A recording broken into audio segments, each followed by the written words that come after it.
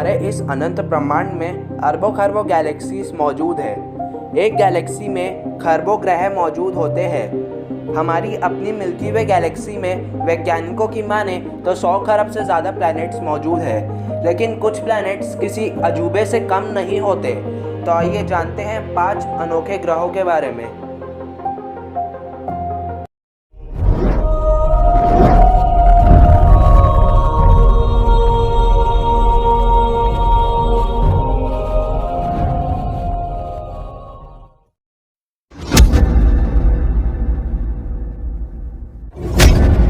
Saturn के rings सौर मंडल की सबसे अद्भुत रचनाओं में से एक है, लेकिन एक ग्रह ऐसा है जो सैटर्न का भी बाप है।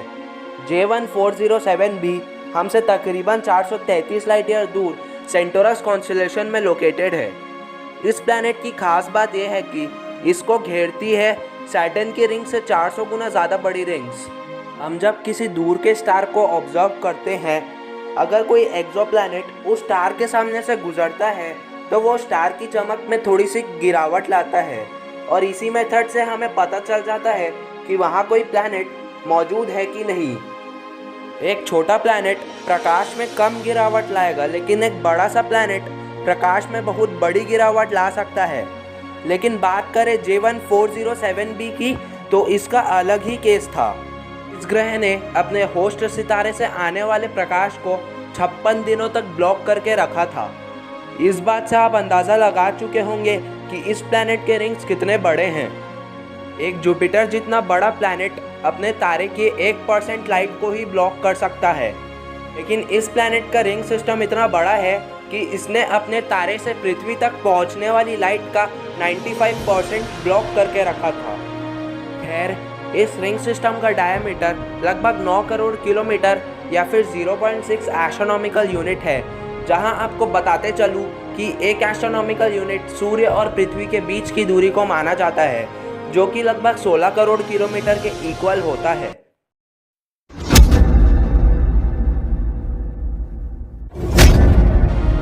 समुद्र हमारे धरती का 70% एरिया कवर करते हैं और बाकी का 30% एरिया ज़मीन है।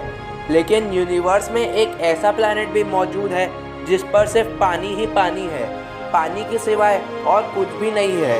J1214b हमसे तकरीबन 40 प्रकाश वर्ष दूर ओफ्यूगस कॉन्स्टेलेशन में लोकेटेड एक तारा जिसका नाम ग्लीजी 1214 है, उसका चक्कर लगाता हुआ एक प्लैनेट का नाम है।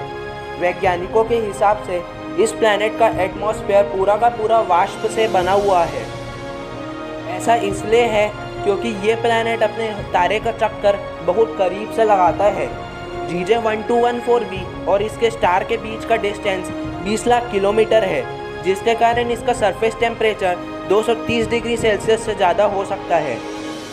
परिणाम स्वरूप समुद्र की ऊपरी सतह एवेपोरेट होकर भाप के रूप में एटमॉस्फेयर में जमा हो जाती है। कोरोड 7b के बाद ये दूसरा ऐसा प्लैनेट है जिसे सुपर अर्थ की श्रेणी में क्लासीफाई किया गया है। यह प्लैनेट हमारी पृथ्वी से लगभग 3 गुना बड़ा है। इसके समुद्र कई हज़ारों किलोमीटर गहरे हो सकते हैं, जबकि हमारी पृथ्वी का सबसे गहरा समुद्री गड्ढा मरियाना ट्रेंच है, जो सिर्फ और सिर्फ 11 किलोमीटर गहरा है। इतनी गहराई में प्रेशर हद से ज़्यादा होने के कारण एक नए टाइप की आइस का निर्माण होता है, जिसे आइस 7 के नाम से जाना जाता है।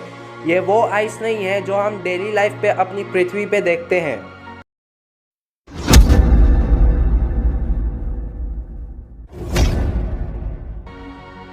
अगर मैं आपसे एक सवाल पूछूं कि आज तक आपने सबसे ज़्यादा काली चीज़ क्या देखी है, मैं शर्त लगा सकता हूँ कि वो चीज़ इस प्लैनेट से ज़्यादा काली नहीं होगी। TRES-2b हमसे तकरीबन 750 लाइट ईयर दूर ड्रैको कॉन्स्टेलेशन में लोकेटेड एक प्लैनेट है। ये प्लैनेट कोयले से भी ज़्यादा काला है।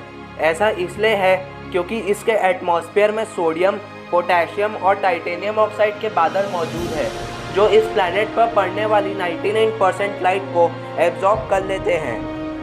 TRES-2b और इसके होस्ट स्टार के बीच का डिस्टेंस लगभग 30 लाख किलोमीटर है, जिसके कारण इस प्लैनेट का सरफेस टेम्परेचर लगभग 1100 डिग्री सेल्सियस है।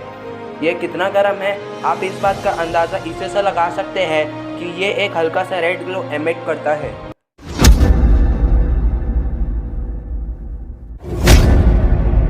आपसे एक सवाल है, क्या बर्फ़ आग जितनी गर्म हो सकती है? मेरा जवाब है हाँ। लीज़ी 436b हमसे तकरीबन 33 प्रकाश वर्ष दूर लियो कॉन्स्टेलेशन में लोकेटेड है। ये प्लैनेट अपने तारे का चक्कर बेहद नज़दीक से लगाता है, इतनी नज़दीक से कि ये दूरी सूर्य और मरक्यूरी के बीच की दूरी से 15 गुना कम है। आपको बताते चलूँ कि लिक्विड तभी फॉर्म हो सकता है जब एटम्स नज़दीक आकर एक ताकतवर बॉन्ड बना ले। ऐसा तभी हो सकता है जब टेम्परेचर कम हो या फिर प्रेशर अप्लाई कर एटम्स को नज़दीक लाया जाए। कुछ ऐसा ही ग्लीज़ी 436b पर भी होता है। ये प्लैनेट का atmosphere hydrogen, carbon monoxide, helium और मीथेन से मिलकर बना है। इसका एटमॉस्फेरिक प्रेशर इतना ज़्यादा है कि ऑक्सीजन कार्बन मोनोऑक्साइड से टूटकर हाइड्रोजन के 2 एटम्स के साथ मिलकर पानी यानी कि H2O का निर्माण करते हैं, और यही पानी हाई एटमॉस्फेरिक प्रेशर के चलते बर्फ़ का रूप धारण कर लेता है। इस प्लैनेट की ग्रेविटी पृथ्वी से 10 गुना ज़्यादा ताकतवर है, जो इस जमी हुई बर्फ़ को इवेपोरेट नहीं होने देती। इस प्लैनेट का सरफेस टेम्परेचर 440 डिग्री सेल्सियस है, जिसके कारण ये प्लैनेट हमेशा आग की एक चादर से ढका हुआ रहता है। अब आप समझ ही गए होंगे कि बर्फ़ आग जितनी गर्म कैसे हो सकती है। लीज़ी 436 एक बहुत ही रेडियो एक्टिव स्टार है, और इसने अपने प्लैनेट के आजू बाजू एक रेडियो एक्टिव बादल का निर्माण किया है। और जब यह प्लैनेट अपने होस्ट स्टार का चक्कर लगाता है तो ये बादल एक पूंछ का रूप ले लेता है, जिसकी लंबाई लगभग 1 करोड़ 11 लाख किलोमीटर है।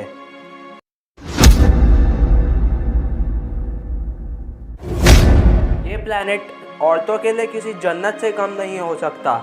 वैज्ञानिकों के हिसाब से ये प्लैनेट पूरा का पूरा डायमंड से बना हो सकता है।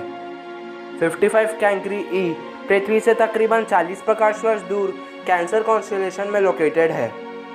ये प्लैनेट अपने तारे से कितना पास है, इसका अंदाज़ा आप इसी बात से लगा सकते हैं कि ये प्लैनेट अपने तारे का एक चक्कर मात्र 18 घंटे में पूरा कर लेता है। परिणाम स्वरूप इसका सरफेस टेम्परेचर लगभग 2700 डिग्री सेल्सियस है।